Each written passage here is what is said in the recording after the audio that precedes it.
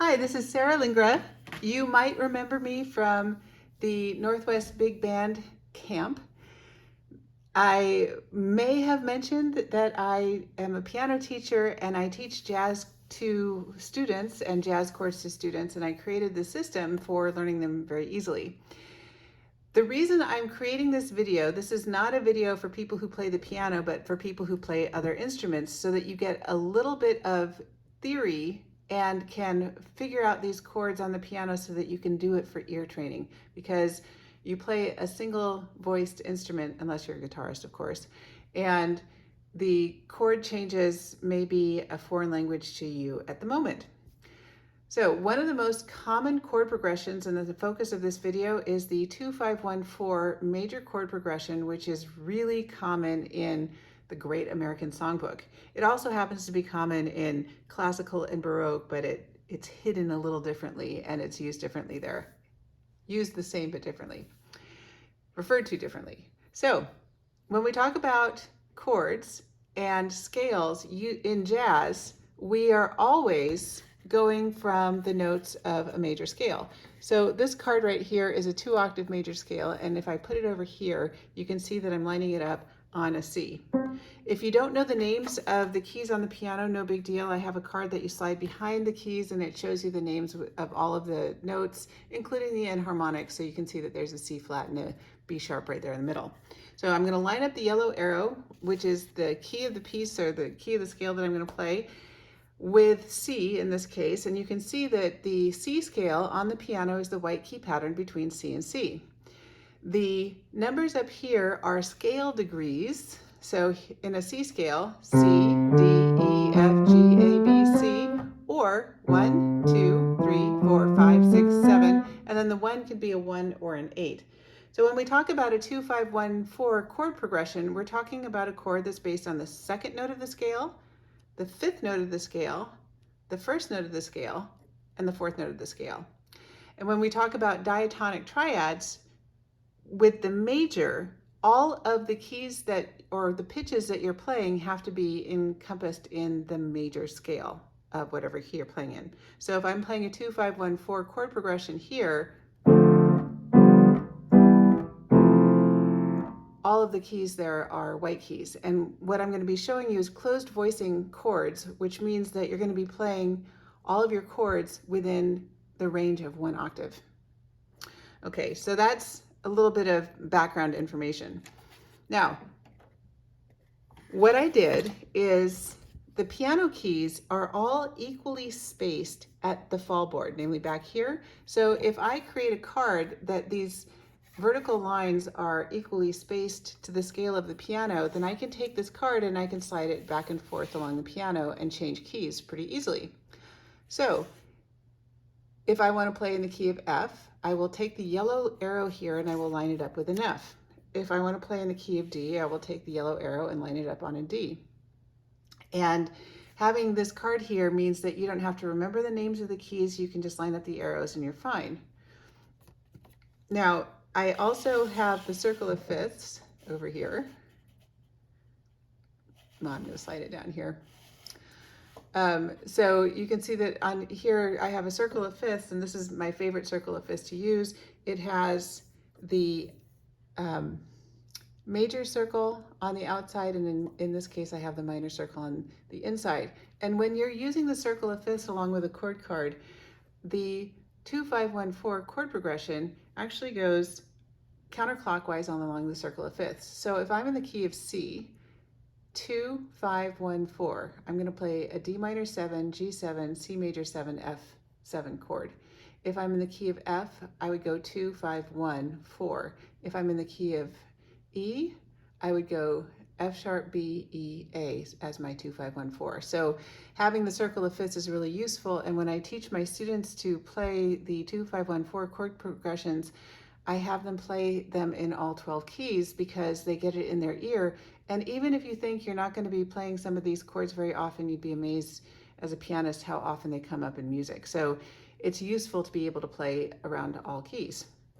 I'm going to slide this back.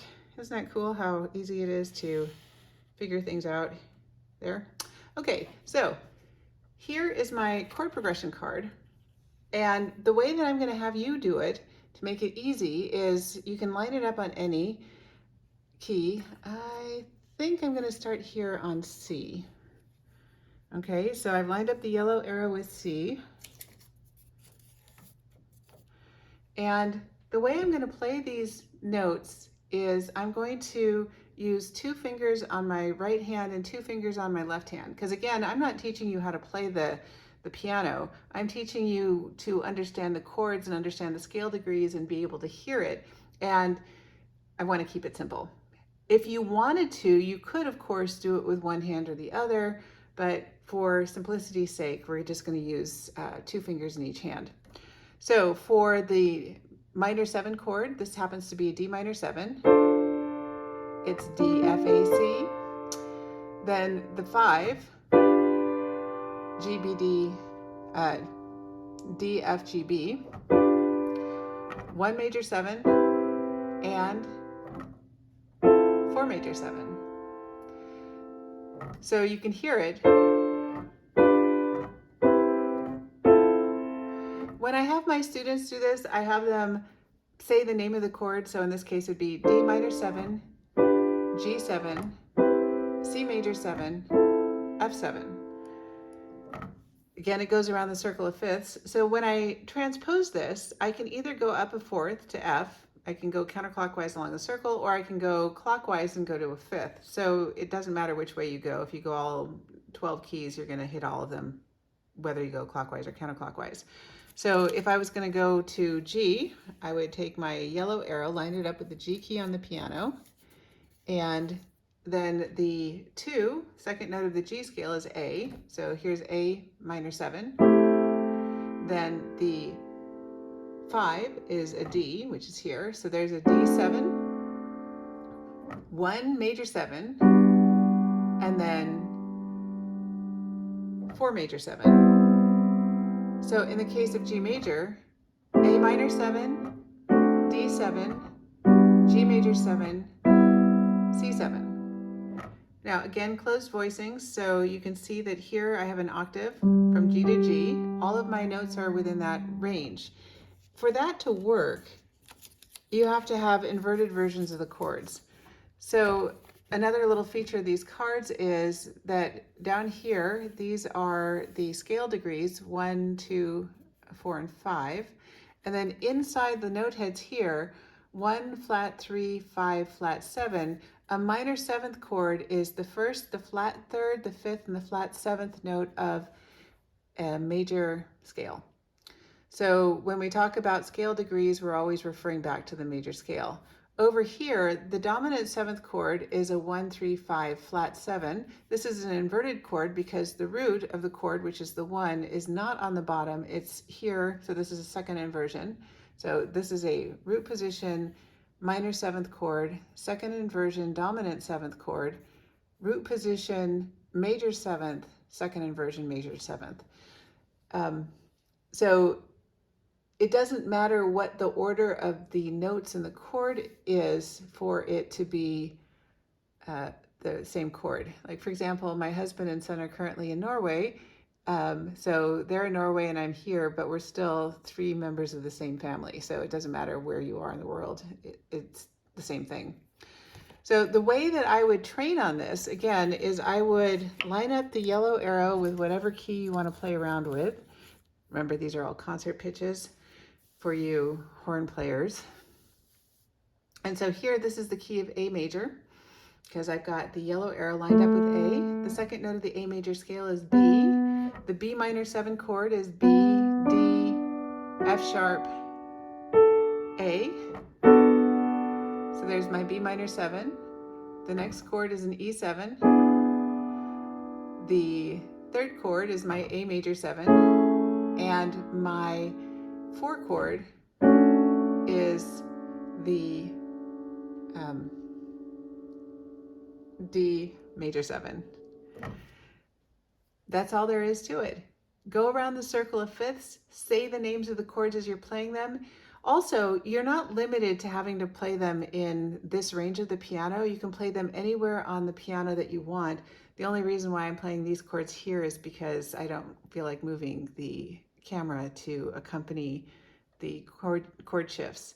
So some chords work better, some chord progressions and keys work better around here, some inversions work better here. It just depends on how you're doing this. So that is a basic introduction to how to use the 2514 chord progression card so that you can start understanding the theory behind the chord changes that you see in your music without having to learn how to read music for the piano, and so that you get the ear training aspects, but you don't have the arduous having to learn how to read piano music and learn a completely new instrument. So anyway, this is Sarah Lingra. It was great to meet you at the Big Band Camp, and I hope that we meet again in the future. You can find all of these cards at pianokeyfinders.com, and I hope to hear from you in the future.